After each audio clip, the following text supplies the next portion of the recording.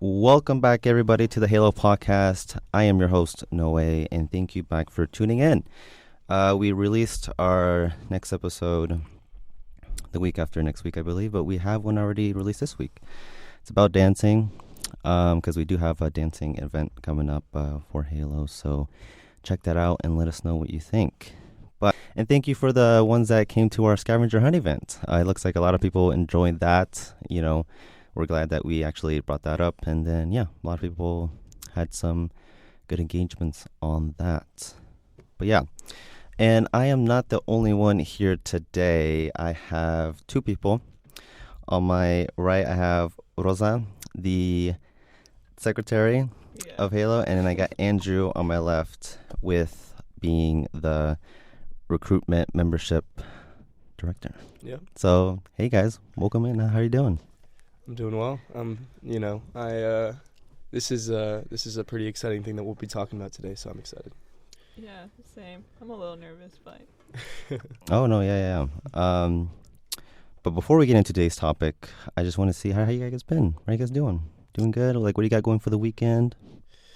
Late game. It's gonna be a late game on Saturday, which I'm excited and not excited for, because one, we're gonna be playing BYU, which is a tough team, and two, because what's gonna end up happening is the game's gonna end at like 11:30. So I hope that we blow them out and I can go out early, but we'll see what happens. All right. Yeah. Man, I wish I could go to the game, but I work, so. No worries. It's all the way in Utah, so. Oh, well, I thought it was a home game. Well, I guess not. What about you, Rosa? What do you got going on for the weekend? I'm not a sports person, but I have my sister's birthday coming up, Ooh, so Ooh. that's How old? exciting. 14. Ooh, Yep. that'll be fun. Yeah. All right. Yeah, that's cool. Birthdays. 14. What type of things? I know you mentioned about, like, you got her a gift. Yes, she's into Hello Kitty, Care Bears, and anything strawberries for some reason. Strawberries. Yeah. Is she like Hello Kitty, do or die? Like that's her I don't MO? know if she'll do or die, Okay. but she does have like a lot of Hello Kitty things, and but she's like one of those people that love a whole bunch of different things. Like she's also into motorcycles, so I was thinking about shoot. getting her a jacket, but I don't know. I went for the Hello Kitty. I thought you were gonna say motorcycle. I was like, that's what a gift for a 14-year-old. That'd be awesome. And there you go. All right. And then for me, I mean, I just, other than work, there is I think it's called the Little Apples, like the vintage flea market that happens. I've been there. I didn't go last month when they opened up for school starting. But I'm definitely going to check it out and see because, I don't know. I want to expand my wardrobe and see what they got, They got some good stuff They do. sometimes, so They do. I'm going to check that out, hopefully. I've never been there. Never I been see it there? around, and I'm always curious about going, but No, you should. It's if you have the time, it's a pretty, I don't know. It's just interesting to look at like each of vendors, like what they got, because that kind of tells like what their style is too, So I don't know. I love that. I'm kind of into fashion, but yeah. I made the mistake of going to my first vintage Apple flea and trying to haggle, which you can haggle with some people. Some people will let you. Okay. You can get like $2 or $3 off. But some people are like, dude, like get out of my face. Like what are we doing here? Oh. You frugal guy. But you should definitely go in and try to haggle. I mean, they have good prices though, so it's usually All right. good drip. where is this happening, and at what time? Manhattan. It's in like downtown, and then I believe like the place is like called like the Manhattan Marketplace, but I don't like know if it's on like points and something. Is it where they have the farmers market? No, it's not. It's by like the AMC or by there, so Okay. it's like 2 blocks over. I can show you some information after this. But yeah, no, other than that, let's get right into it. So today's topic is going to be about voting, because we all know that this year is the election, and that is a big thing, right, that happens in the country. And so we're just going to talk about it. But just one thing I kind of want to open up with this, because I have this article here opened up by Pew Research about Latino voters, and it's something that just struck out to me real quick. So from 2016 to 2024, like the number of like Latinos, Hispanic people, the eligible to vote grew from like 27 million. Like, so it projected pretty high from that. What do you guys think about that? Yeah, I mean, I think obviously a great thing. I think that just in general, people have been more adamant about voting, right? Mm-hmm. I think you see that especially in college campuses, but I think when you go a little bit outside of this realm, I think that's where you see a lot of the young voters that aren't voting as much if they're not in like a higher education in like this area that people are like really pushing out this information, right? Mm-hmm. Especially towards, I mean, Hispanic voters. I feel like within the last 8 years, there have been some semantics kind of being put out there of like saying, like very much like anti-immigrants and that sort of conversations, and I think that's why a lot of people are wanting to vote and wanting to have their voices expressed because that type of conversation, like people are getting kind of sick of, right? Mm-hmm. And I always say like the best way to get people to vote is to get them angry, right? And I think that's kind of what's happening within most populations in America, but especially the Hispanic population. No, yeah, I getcha. I myself, for like the recent years, I'm not really knowledgeable in like with politics and voting, but over the years there has been like change has happened, like since like 8 or 9 years ago, right? Right.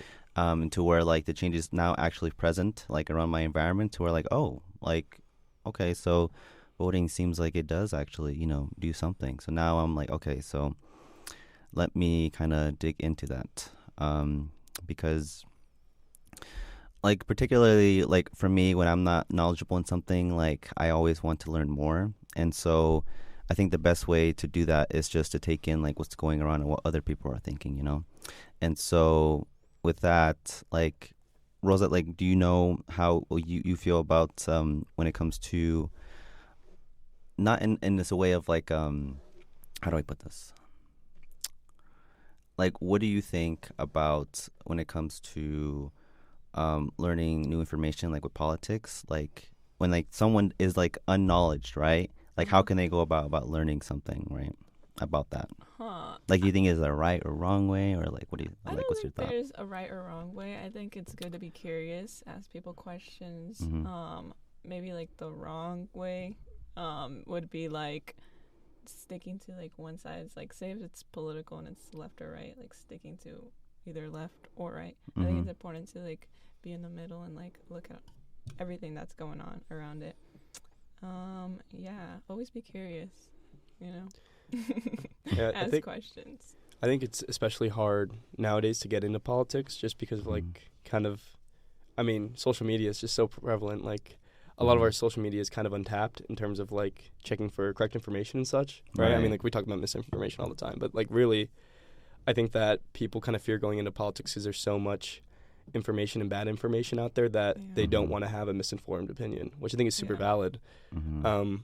But at the same point, like it takes a lot of effort to get the information that you want to get, and it starts with voting. But like, yeah, how do you become an informed voter? Like that's a tougher thing nowadays than I think it was in the past, when you could just turn on the news and usually it would be somewhat of like a bipartisan job for the news to do. But now it's all about getting views. So Yeah, I mean, I'm one of those people. It's like I want to learn, but like again, it's like with social media, the internet, like people can just like put things that are may or may not be true, right? And like I want to make sure that like what information that I'm gathering and like trying to like remember it's like like legit, right? And not just like maybe not that credible like sources, because I think it's very important to like if we have a certain people that like learn and just like read and believe like what the first thing they see, then that and then then use that information to form their opinions, such as something like voting, right? I feel like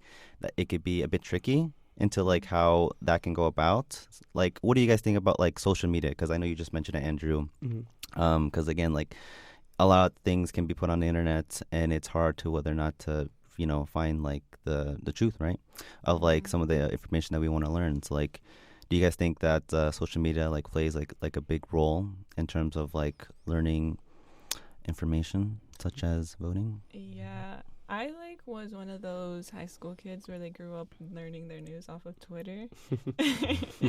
And I just gotta say, I don't know, social media it's hard to manage. You can't ever tell the truth of like what something is. It's hard to find like the truth. It'd be nice if people like have their sources out.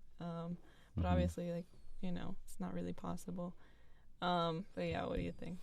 Yeah, I mean, I think social media kind of plays into like our short attention spans, right? Mhm. Mhm. And I think to that extent, like, right, if you have like a very informed tweet, now it's X, but whatever, a very informed tweet, putting your sources in there just like isn't that, it just isn't that attractive to people that are like looking at things. They want to see information, they want to see it quick, and they want to see, things that either appeal to their own views or, things that are easy to digest, right? Mhm. I think the way that social media works is that it gives you, all of these views that are similar to yours. Because Mhm. I'm not going to go on Instagram if I'm just seeing a bunch of views that are different from mine. But if I see a bunch that are and stuff that agrees with me, then of course, like, I'm going to stay on Instagram. I'm going to keep scrolling. I'm going to be like, yeah, like, I'm so smart. I'm so great, whatever. Yeah, it plays with your cognitive bias. Yeah, exactly.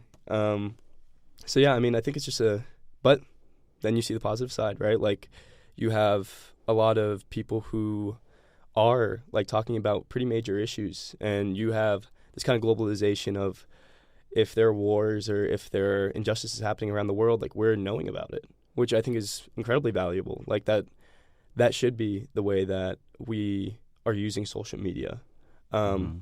But, it appeals to a certain crowd, and I think that's not everyone. And then some people want to see certain things, and other people want to see certain things. So Mhm. social media, I mean, we got to remember that it is how we get our information, but it's a business. Like, we're not really. It's not going to be, news given to you. And I hate using like the old terms, but like Tom Brokaw, like back in the day in like the 70s, like, it's not going to be your nightly news that gives you kind of like this straight, this is what's happening, this is what we should be worried about. It's, well, there's a million things happening, and there's a bunch of misinformation out there, and people could be doing a bunch of things, which Mhm. is,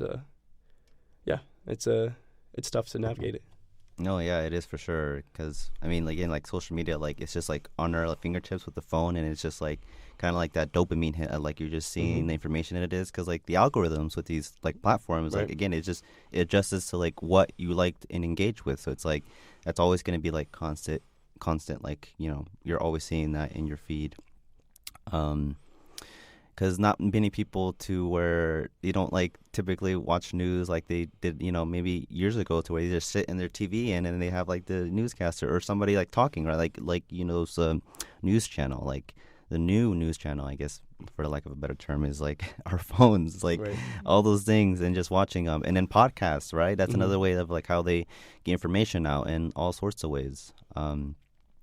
But do you guys think that there should be a system in these platforms to where maybe they should like kind of like in the sense of like put up like both ends? Because like, so for an Mhm. example, like say I'm like, oh, like I like pizza, right? So like I'm probably gonna get a lot of things on my, this is like a bad example. Yeah. No, you're right. But then like, if there's like a system within these platforms to where not only is gonna show me things related to pizza, but also hamburgers, right?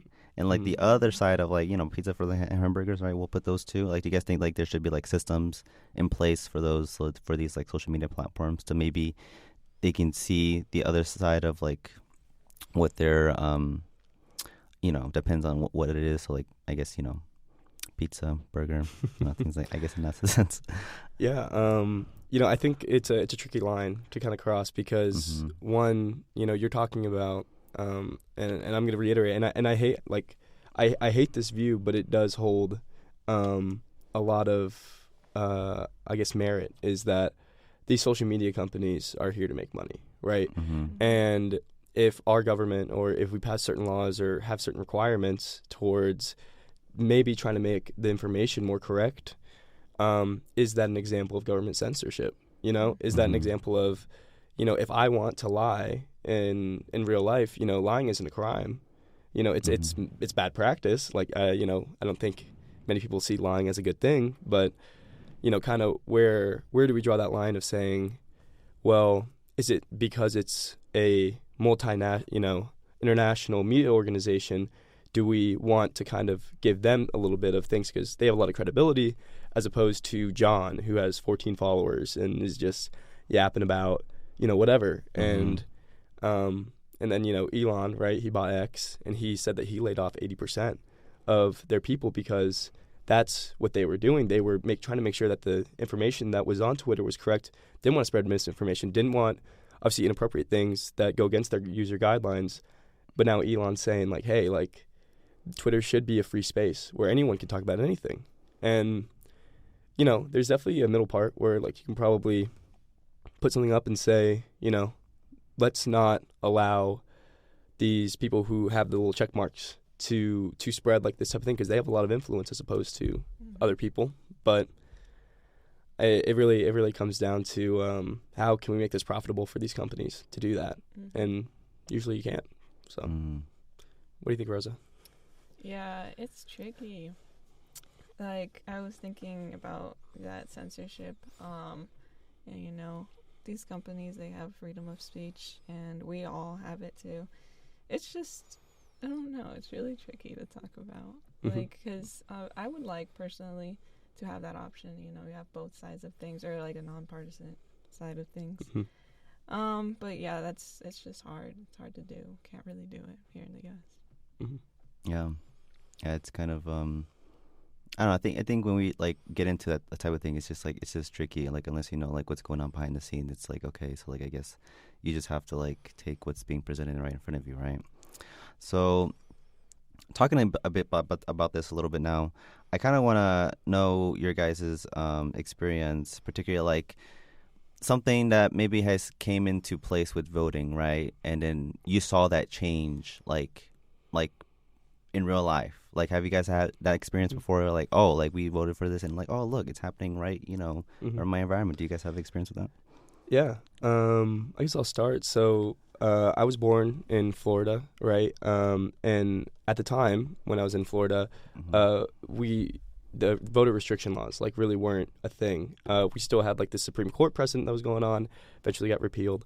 And so it was a lot of people like honestly just trying to get people out to vote. And with like former President like Obama's campaign, like that was like huge for the community that I grew up in, and like in getting people to vote. Now fast forward to now I live in Kansas, and Kansas honestly has pretty liberal voter laws. Like you can do advanced registration, you can do mail-in ballots. You know, you don't have to show up on that one Tuesday, wait in a 5-hour line, right? But that's not the same in Florida anymore. You know, it's not the same in Texas. It's not the same in a lot of these states. And you know, I would hate to accuse them of trying to suppress the vote, right? But you start to see a lot of more minority communities that have these restrictive voting laws, and then on top of that, now you're telling these communities that you only have one place to go to vote for, you know, 10,000 people. And it's like, well, that's not right. Like, how come, you know, in more predominantly white communities, you know, they have 6 places for 10,000 people, you know? And by the way, the 10,000, that's just me just saying 10,000. It's not a backed by true fact. I'm fact checking myself. There you go. But no, seriously, like, I think that it's like you're really starting to see that. And my cousins and all my family that live in Florida, living, you know, more areas that have these laws, like, yeah, they're like, I'm not going to take off like 4 hours of work to go vote. Like, what's the point?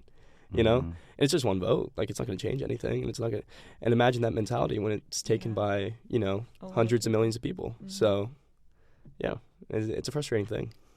Oh, yeah. I mean, like, that thing is like why would this one vote, like, why would my one vote make a difference? That's like, you know, something that quite a few people say, and it's like, I can see like how they, you know, would say that type of thing, but it's like, you know, that one vote can like, it can make a difference. Like, you never know, right? Rosa, do you have any experience of like seeing that change in person? I think the most recent one I can think about was the conceal and carry. It's taken away in Kansas, so now you can carry a gun anywhere. And that guy was like walking around Aggieville with all his guns. So and then I've had friends like call me and tell me like they're at Walmart and they see people carrying huge guns in there. And so yeah, that's the example I was thinking about. And just with that, a little off topic, but like even down where my family lives, with I don't know if it's because of that, but a lot of like schools are being threatened down there too. Yeah, I've heard about that. Yeah, my sister, she's in middle school, twice in like the last 2 weeks was not able to go to school because of that. So kind of crazy. Oh, wow. It's I think when people start to think about how their vote really like affects how our lives, happen, I suppose. I think that the coolest, not the coolest, the most impactful way that we can do that is in knowing about those types of things, though. Like, there's a lot of injustice that happens in this country. Like, that's not a surprising thing, and we really should be those people that are pushing the agenda. I mean, we're very proud of being Americans, but we're also very possessive of it, and we also don't want, certain things to happen, but, and we need our Second Amendment rights, and we need, all these, like, different things that ultimately come kind of as barriers to change. I mean, the fact that we had all three of us, I imagine, had to grow up, like, doing school shooting trainings. Like what is that? Like, that's terrible. And then, I think back to, like, and I'm always going to go back to the old days because my parents always tell me about it. But, like, I think back to when my parents tell me of how they had to go to school and, like, just how liberated, they kind of felt and they didn't have to kind of, like, have, to turn their head and really think about that at such a young age. And that's why people should vote, is because, I mean, we need those progressive changes to combat, like, all the craziness that's going on. And it's going to get crazier unless, we do something about it. And I think 1 vote, 2 votes, 3 votes, I mean, it turns into a whole avalanche. So yeah. I mean, like, I seen that change too. Like, when you brought up about now schools are, like, doing drills of, like, like if a intruder comes in, right? And I think it was, like, towards the end of high school, and, like, when I maybe experienced it once in terms of, like, the drills, like, not an actual, like, real life scenario, but yeah, it's like you switch, like, from tornadoes to, like, earthquakes, and now it's like that's added onto that because like, times are changing into where now that needs to be implemented. And now it just gets me thinking, and I want to know you guys' opinion on it, is, like, what do you think, like, with what's going on currently, all the change that's happened, right? Do you guys think it's going to look the same in 5 to 10 years? Like, how do you think it's going to change, like, especially with, like, the Hispanic and Latinx community? Yeah. I mean, I think initially when I hear that question, how's it going to change? So... Or how's it going to look? I don't want to say change. Like, do you think it's going to change or look the same? I don't know. The Hispanic population is the highest, or one of the highest growing populations in the United States, right? And more people are becoming, permanent residents and citizens. And I think when you start to think about what it's going to look like in 5 years, and I would hope, right, that we would have a community that is more diverse, and because it's more diverse, we're more accepting. But that's not the case. I that's not the case right now, and I think that a lot of it comes from people who maybe aren't very educated on, like, differences that people have, and ultimately what that's going to turn into are people putting in these laws that are going to restrict voters in those communities because they don't want to give up their power. They think that their power is, like, something that can only be held either by, and largely, like, by predominantly white, populations. And it's just like you see this type of change, and I hope that in the future when we use our vote to put in good representatives and put in good people, that we won't want that. But again, just as we can get angry about, school shootings, and we can get angry about the mental health crisis that we have in America, other people are getting angry about immigrants. They think that our borders are completely open, which is false, but they think our borders are completely open and we're letting in anyone, and they're all criminals and they're all these horrible people. And it's like that sentiment is going to show up in the polls. It is. Like, and I would hope that we all get more educated and we all realize kind of what the real bigger issues are in the United States. But as long as politicians keep talking about that and keep talking about immigrant, and usually it's a terrible thing, but now it seems like when I talk about immigrant, people immediately think of Hispanic. And when people immediately think of Hispanic, then people immediately attribute those really horrible things that people are saying to Hispanic populations that might like be of second generation, third generation, like not even, actual immigrants, but now like we're talking about it because that's serious. Like it's very discomforting to see, and I think in the future it might get worse. And I'd hate to say that. I hope that it doesn't, but the way we can change is our vote. Always finish it with that, right? Mm-hmm. So do you think there's going to be an increase of like Latin people being eligible to vote? Like you can see that statistic change over time, you think? Probably? I think so. I think more people are just going to, the easier it is to vote, the more people that will vote, right? Yeah. In southern states, which are the states that have Hispanic populations, and I'm going to exclude California because California does have very liberal voting laws. Those are the states that have the highest voter restriction laws. Is there a correlation there? Like I don't want to point to it, but Arizona, Texas, Florida, Alabama, Georgia, like these are the places that have the highest voter restriction laws. And they also have the most densely populated immigrant, minority, Hispanic communities. Yeah, I can see that for sure. What about you, Rosa? What do you think it's going to look like in the future? Well, I don't want to be negative, but I feel the same way. Like, it's hard not to be negative. I would like to see, like, this divide that we have, no longer having it, and also being able to trust our government again, not seeing it as, like, something that's, I don't know. I feel like a lot of people see our government as being silly, and I wish we had more respect for it. But that also includes, like, voting, like voting for people that we want to see in politics. But yeah, that's kind of my opinion. I think diversity is definitely going to increase. Just with this number here, my first thought was like, that's nice to see that, numbers are increasing for Hispanic population. And like my first thoughts were like, is it because a lot of people are getting legalized or what is going on?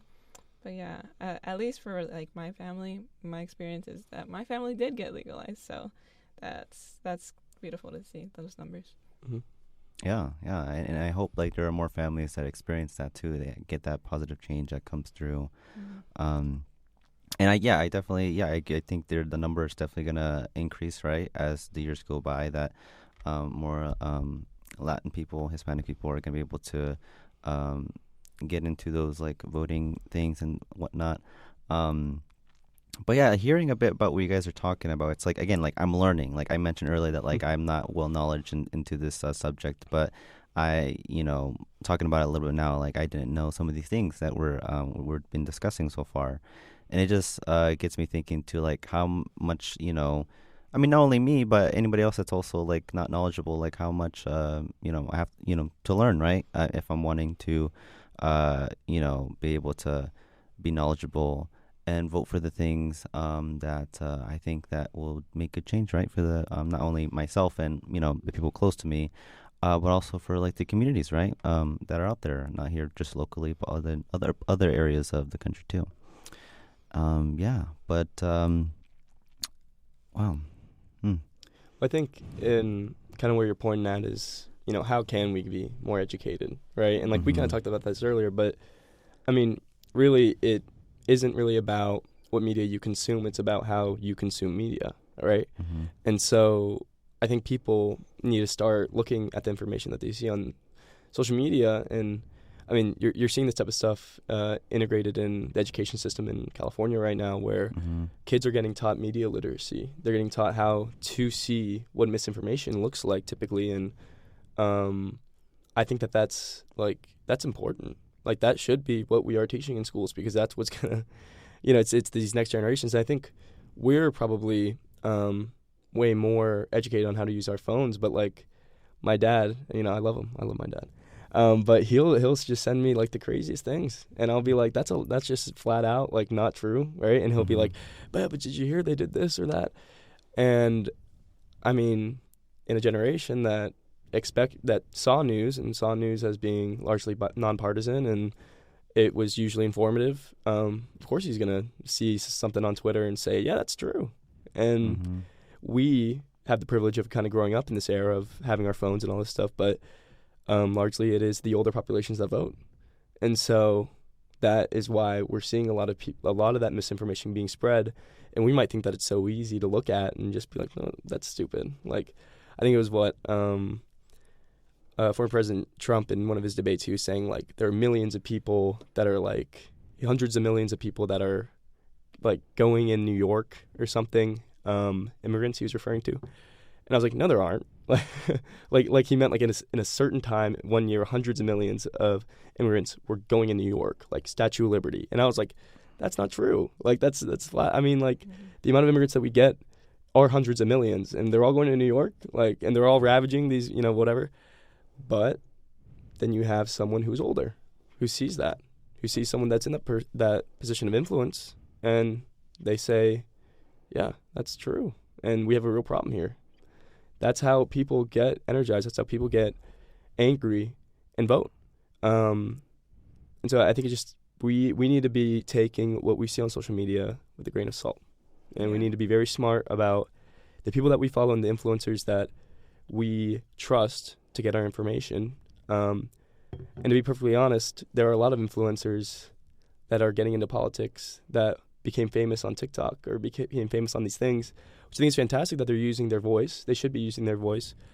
But then a lot of these influencers are just spreading bad news and spreading bad information. Mm-hmm. And so we should trust the people that we feel are knowledgeable in these kind of subjects, and not people who got famous doing other things, Yeah, I mean, that's why I wanted to get both of you on this episode, because, like, I know you guys have, well, at least I think part of, like, your major is, like, has to deal with some of these kinds of things that we have to deal with, like, with the voting, right? But we are close to the end here, but before we wrap up, I just want to see, like, do you guys have, like, any advice maybe you would give to maybe one of our listeners out there that maybe wants to learn more, and then, like, how would they go about just taking in that information, or, like, just in general how to vote? Like, what do you guys think? Like, what's the advice? I have this app that I wanted to share. It's called Ground News, and you're able to see news from all over the world that gives you both left and right and nonpartisan. So, how we said earlier, you consume media how you want to consume media. So yeah, that's a app that you can use. Also, register to vote and look up what policies our presidents are for, and make your decision. Yeah.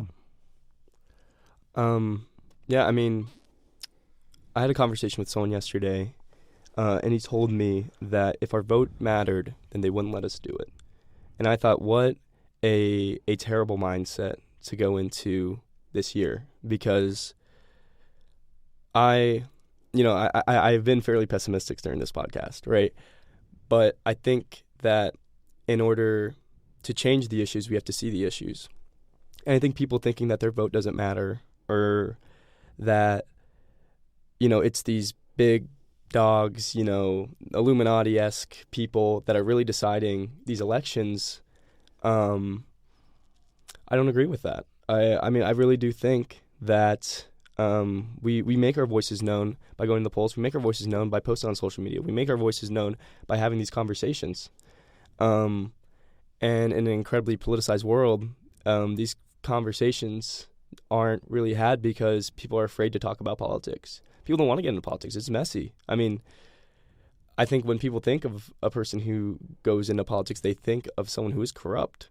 And I think we could change that mindset. Like, we can end up being that change. I think our generation is incredibly capable and incredibly educated to do that. But it starts by going to the polls. And registration date for Kansas is October 15th. You go to ksvotes.org. It literally takes 2 minutes. You get your driver's license on you.